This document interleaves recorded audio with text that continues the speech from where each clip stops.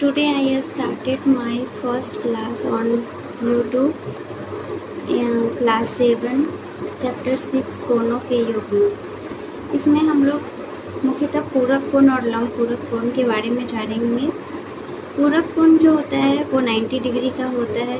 मतलब हम बोल सकते हैं कि यदि दो कोण का माप का योगफल 90 डिग्री हो तो वे परस्पर पूरक या लंब पूरक कोण कहलाते हैं। जैसे किसी कोण के पूरक कोण का माप अगर हम लोग को निकालना है तो उसको हम लोग 90 डिग्री में से घटा देंगे।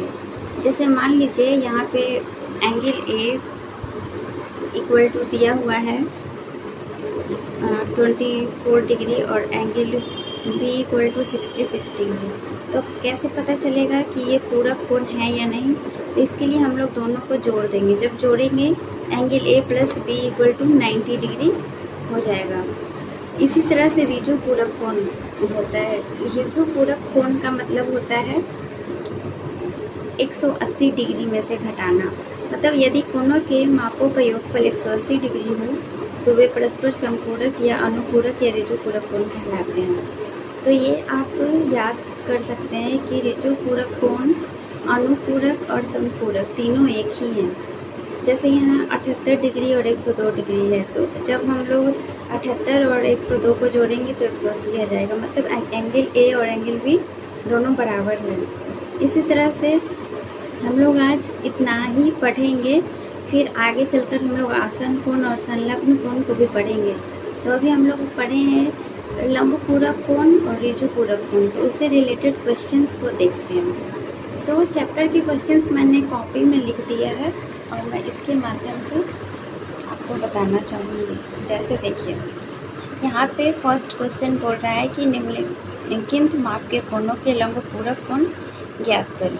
तो पहला 52 डिग्री है, तो 90 डिग्री में से 52 डिग्री घटाएंगे 38 डिग्री आएगा। वैसे ही दूसरा 63 डिग्री है, तो 90 में से 63 घटाएंगे 27 आएगा। इसी तरह से हम लोग सारा कोण का मान निकाल लिए।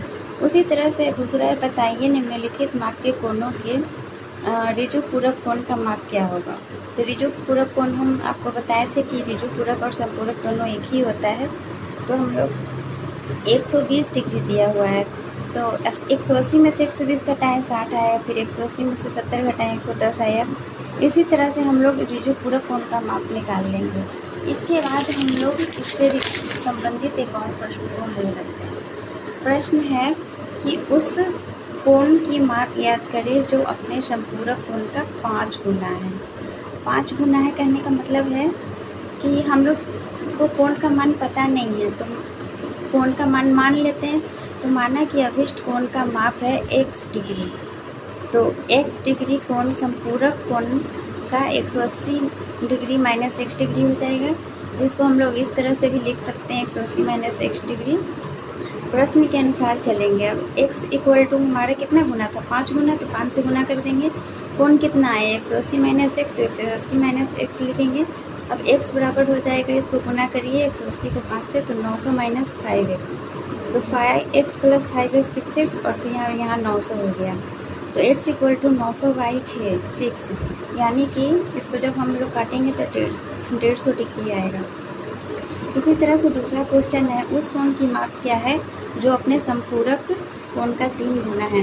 तो ये क्वेश्चन आप लोग को बनाना है और बनाकर दिखाना है और बताना है कि जो मेरा ये जो पहला क्लास है जो मैंने आज स्टार्ट किया है वो कैसा लगा।